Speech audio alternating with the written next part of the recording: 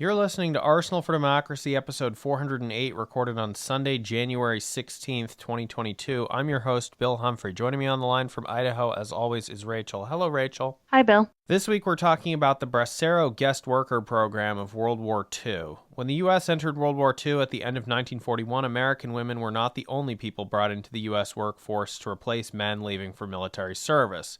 The Emergency Farm Labor Act of 1942 significantly increased foreign agricultural worker presence in the United States during the war, drawing most heavily from Mexico, which was still experiencing economic depression and which had declared war on the Axis powers in July 1942 and needed an easy way to contribute to the Allies and to patch things up with the US, UK, and other countries after a bumpy 1930s relationship. There was a need to replace some 5 million U.S. workers in short order, and this program was a way of covering about 10% of that gap. It came to be known as the Bracero program in common parlance, from the Spanish for manual farm laborer in reference to a pair of arms, as they were providing extra arms to help with the farm work. Our main source, among many others, for this episode is the website for the Smithsonian Museum of American History's Bittersweet Harvest exhibit on the Bracero program, which closed in 2017. And also, if you want to learn more, the Bracero History Project, which is related, has recorded more than 600 oral histories and has collected many objects. The website, www.braceroarchive.org, provides online access to this collection of oral histories, photos, documents, and objects. That's quoting from the Smithsonian. To give some additional sort of context to how this was viewed officially, propaganda posters in support of the program depicted a white arm in Uncle Sam garb holding aloft the classic Uncle Sam hat next to a brown arm holding aloft a sombrero with bilingual captioning of "Americans all, let's fight for victory." Now, supposedly this was going to be a temporary guest worker program as part of the war effort. In October 1942, nearly 3 months after the agreement with the Mexican government was signed, FDR reported only 3,000 Mexican guest farm workers to the press. But the Bracero program ended up remaining in place until 1964, 22 years later, when the new wave of immigration restrictions were being enacted. During that span, about 2 million Mexican men participated in these short-term contracts to work in the United States at peak times, such as the harvest season. Originally, they were concentrated in California and then some other southwestern states. By the end, only a handful of states in the American South, New England, Appalachia, and for whatever reason North Dakota, as well as obviously the isolated later states of Alaska and Hawaii, had not participated in using Bracero short-term farm labor. In addition to the exploitative but legal Bracero program guest worker admissions, there were also vastly more undocumented workers. Almost immediately, but also especially as the program went on, partly because the extremely short-term contracts were highly disruptive to the lives of the workers and their families for not very much money, and it often made more financial sense to overstay permission and keep working for a longer period, or simply to enter secretly in the first place. These unlawful workers were at constant risk of deportation, including by their own employers reporting them to get out of paying wages. For a comparative figure, in 1950, there were 70,000 lawful guest workers from Mexico and 500,000 deportations to Mexico. As we'll talk about later, Truman signed a reform in 1951, known by those in the industry as Public Law 78, meant to contain the escalating abuses, but instead it basically just codified the situation until 1968 and even expanded the size of the program, and we'll get back to that in a bit. Rachel, could you talk about at the beginning of the program, when this was originally signed between the U.S. and Mexico in 1942, what was supposedly on the table that was going to incentivize Mexicans to participate? Yeah, according to the agreement between the U.S. and Mexican governments, workers were promised decent living conditions, sanitation, adequate shelter, and food, and supposedly a minimum wage of 30 cents an hour, as well as protections from forced military service, and also a guaranteed part of the wages were to be put into a private savings account in Mexico. Now, these promises were not always upheld, as we'll discuss later. Yeah, well, really, almost all of them were broken in some way or another, as will be unsurprising to our listeners. Every state in Mexico sent workers under the program, at least over the full 22-year period. But let's talk a little bit about the beginning of the program. The Mexican government was in charge of recruiting the laborers and negotiating the terms with the U.S. government. Many high-level Mexican officials had a low opinion for rural Mexican peasants, which, as a sidebar here, I would say a lot of those would have been indigenous. That's still true today. I think that's important to underscore here, but that's not exclusively true. And certainly not all the participants were, but when we're talking about the rural peasantry, in many cases, we are talking about that. So, as I said, the Mexican government, their top officials, including the president, apparently, had this kind of negative opinion of rural Mexican peasants, and they hoped that the program might help improve the national workforce's development. Basically, send them to the U.S., they'll get a bit more skills, they'll get a bit more money, they'll get more experience with how American farming works. And of course, that didn't really work out that way because they were really just there to provide an extra pair of arms. There wasn't a real skill component. And as Rachel alluded to, the original plan was that they were going to deposit a portion of the wages directly to the personal accounts of these workers in Mexico's agricultural credit bank. And they might then draw upon this back home to purchase farming equipment. And this would then, therefore, technologically improve Mexico's farms. So that was another reason why the Mexican government thought this was a great idea. But in practice, a lot of this just simply did not work out that way. For one thing, workers often had to travel long distances to reach regional processing centers. And that was an expensive thing that sometimes required taking out loans. And then from there, they would be put on trains to the U.S. border.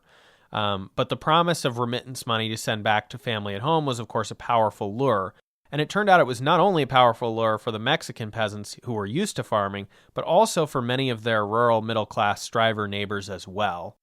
A day's pay in the U.S., however low and exploitative it was by American standards, was still worth a few weeks of pay in rural Mexico. It could be expensive to travel to processing, and processing center staff often demanded bribes to issue a card to participate. At the border, U.S. agents would strip the Mexican workers naked and spray them with DDT and give them a physical exam. Those who passed would be permitted to enter and were lined up against the wall, almost like an auction, for representatives of the grower companies. The American processing facilities had a large army of female typists to help with the record keeping. Sometimes workers would try to negotiate with the growers for assurances about their working conditions and treatment, but generally they were compelled to sign whatever contracts were offered, and of course once they had signed, then, all bets are off, you don't have any leverage anymore. And so they would be shipped, often in cattle cars, hundreds or even thousands of miles from the borders, isolating them from meaningful safeguards. The Mexican consuls would periodically circulate monitors to participating farms where the workers lived temporarily, but they couldn't really help much if there were problems. I want to quote here from the Smithsonian exhibit. Bracero contracts promised much but did not always deliver. Poor housing conditions, disputes over pay, discrimination, inadequate health care, and a lack of worker representation were some of the Braceros' common grievances. Workers were sometimes housed in converted barns and makeshift tents with limited water, heat, and sanitary facilities. They were often transported in unsafe and poorly operated vehicles. Although the work was grueling and housing substandard, many Braceros endured these conditions, hoping to make more money than they would at home. American unions that had been trying to unionize agricultural workers before the war quickly became alarmed by the rapidly growing presence of low-cost foreign temporary labor in the industry.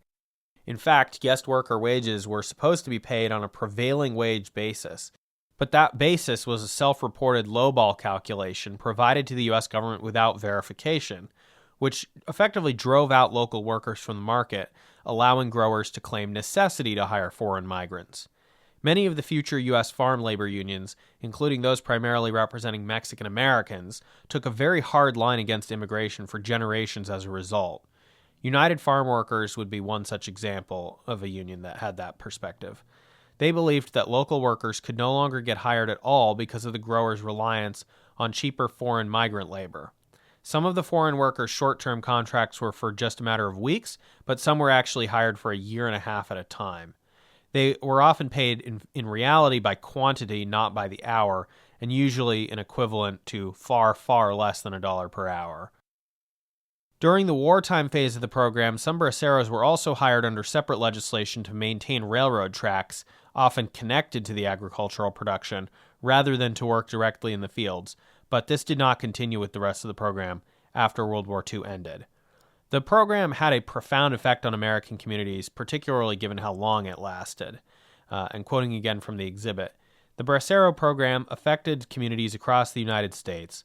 Some towns held dances, church services in Spanish, and other social and business events for the braceros. Many braceros never returned to Mexico. Some of them developed personal relationships, married local women, and started new families in the United States. Other towns discriminated against the braceros, barring them from restaurants and movie theaters. Even some local Mexican Americans were wary of the new workers. End quote. Some places in the U.S. only had a handful of Mexican workers, and I mean really like there were farms that had, less than 10 of the foreign migrant workers, but other farms employed about 1,000 at a time. And so this could really influence the composition of a community, either long-term or during particular seasons of the year. Many communities that had segregation policies against black residents soon extended these same restrictions against Mexican workers. And in fact, the entire state of Texas was suspended from the program for a few years by the Mexican government during the war due to the lynchings of Mexican nationals. So this was a really long program, over 22 years. So there really were kind of different phases to the program. During the wartime phase of the program, braceros participated in many work stoppages and strikes across the Northwest, protesting their low wages. These happened a lot in Idaho because the primary crop was sugar beets, and they're an extremely difficult crop to harvest. You have to get the beets out of the ground before the ground freezes, and it's just really, really hard labor. And these braceros were not making that much money, so there were frequent work stoppages and strikes across Idaho and Oregon and Washington. One notable strike in July 1943 in Dayton, Washington, demonstrated joint Bracero-Japanese-American labor solidarity. So in addition to foreign labor, interned Japanese Americans also supplied agricultural labor. So in this case in Dayton, Washington, a white woman reported an assault by an assailant who, quote unquote, appeared Mexican. And so in response, the county officials restricted the movement of both braceros and Japanese workers from entering the residential areas of the city. And there was no investigation, and there was no questioning of any of the braceros or Japanese workers to try to ascertain the truth of the situation. And so after this restriction order was put in place, approximately 170 Mexicans and 230 Japanese struck, halting work at the Blue Mountain Cannery. So after many meetings among city officials, cannery management, and worker representatives, the restriction order was lifted, and ultimately the workers went back and finished their work on the pea harvest that season.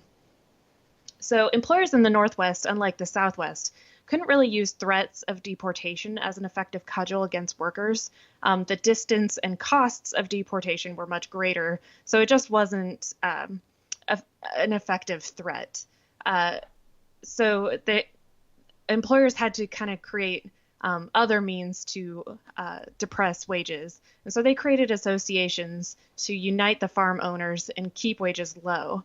And so in response, workers banded together to protest these low wages. And actually, Mexican consuls in Salt Lake City and Portland really encouraged these labor strikes and advocated for the braceros much more than they did in the Southwest. So as Bill mentioned earlier, the Mexican consuls had monitors kind of going around inspecting the farms, inspecting the conditions. And there were just many fewer monitors in the Northwest versus the Southwest. So the only real means to protest low wages or bad conditions were to conduct these strikes and work stoppages. As we mentioned earlier, about 10% of the wages earned by braceros between 1942 and 1949 were withheld by U.S. farmers and sent by U.S. banks to Mexican banks. These forced savings often disappeared, and the Mexican government said it had no record of what happened to these forced savings. Several lawsuits were filed against the banks and the Mexican and U.S. governments to recoup the forced savings. Some remain pending, but the Mexican government created a fund to compensate braceros and their survivors with up to $3,500 if they could prove with pay stubs, work visas, labor contracts, or other documents that they worked in the U.S. between 1942 and 1964. So as Bill mentioned earlier, Truman's Public Law 78 tried to address illegal immigration, but it didn't include sanctions against employers who knowingly hired undocumented workers, which is a stipulation that the Mexican government was really trying to advocate for. So there really wasn't much of teeth in the enforcement against employers who were knowingly hiring these undocumented workers, exploiting them because they were undocumented and really had no means to redress their poor conditions and wages. These efforts continued throughout the 1950s, with the INS repatriating 3.8 million Mexican workers who overstayed their work contracts. This program operated while American labor organizations complained that undocumented workers hurt labor efforts and depressed wages and benefits. In 1961, Kennedy signed an extension to Public Law 78, which guaranteed that all U.S. workers received the same benefits as the Braceros, which, as we discussed, was not really a high bar to clear.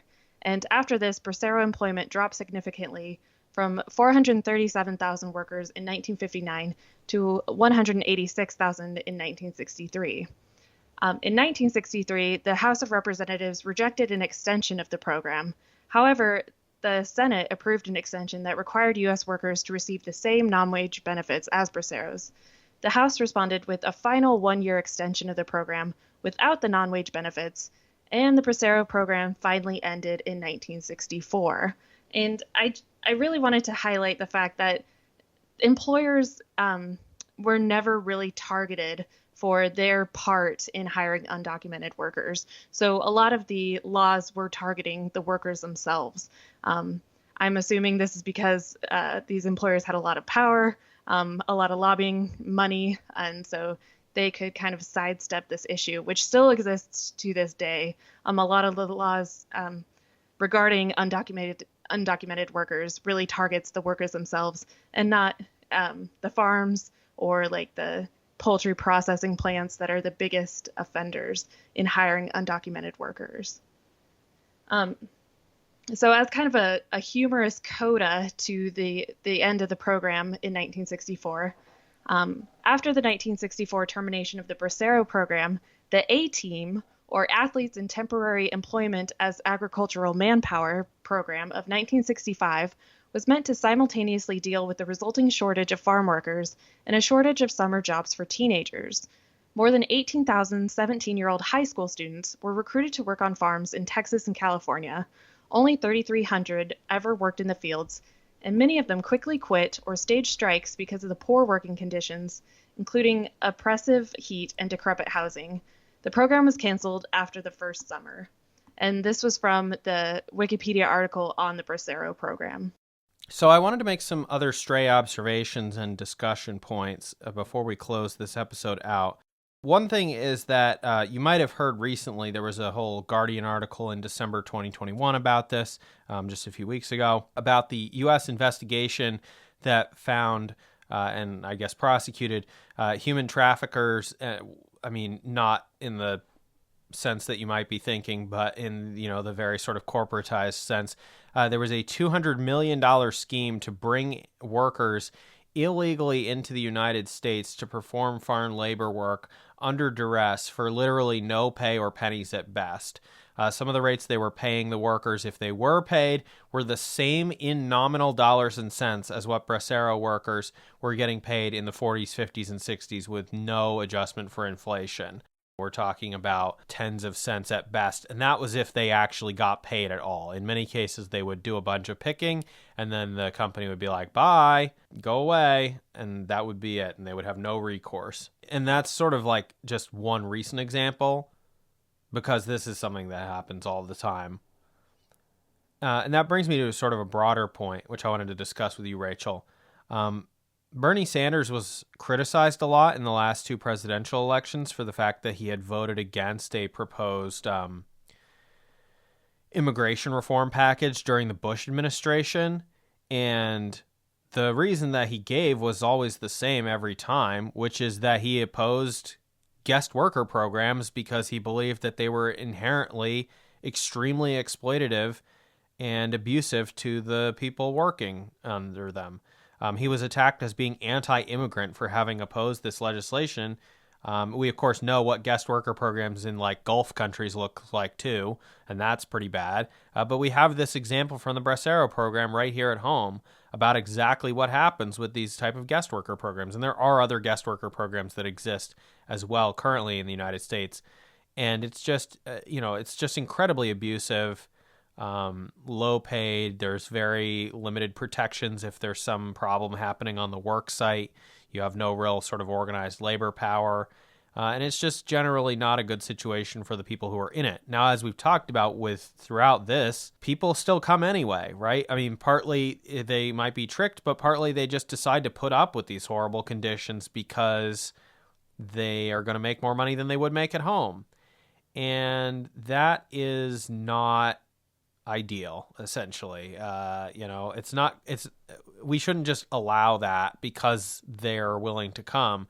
We should be trying to look out for the interests of every worker that's here, including foreign workers. So if we're going to have foreign workers, whether they're temporary or long-term, they should have incredible levels of protection, monitoring, and safeguards, and not just be sort of at the whims of whatever contracting employer they work for. And that's the other problem, too, is that if they are coming here under a specific arrangement with a specific company that is incredibly vulnerable for the workers, as opposed to a situation where they could, supposedly anyway, in the marketplace, go and find another job if they didn't like the conditions or pay at the job that they were at. And you can't do that when you have a program like this. You also can't do it if the various growers and other companies that are benefiting from this labor are working together in cartels. So, Rachel, I wanted to get your thoughts on some of this.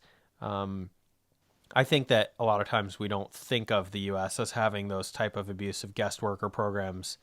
And in fact, we did and still do. Yeah.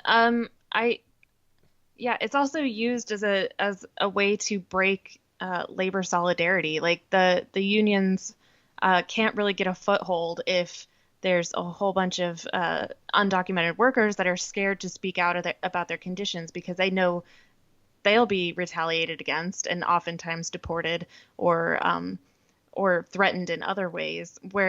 So it's just another way of getting around labor organizing and breaking union efforts.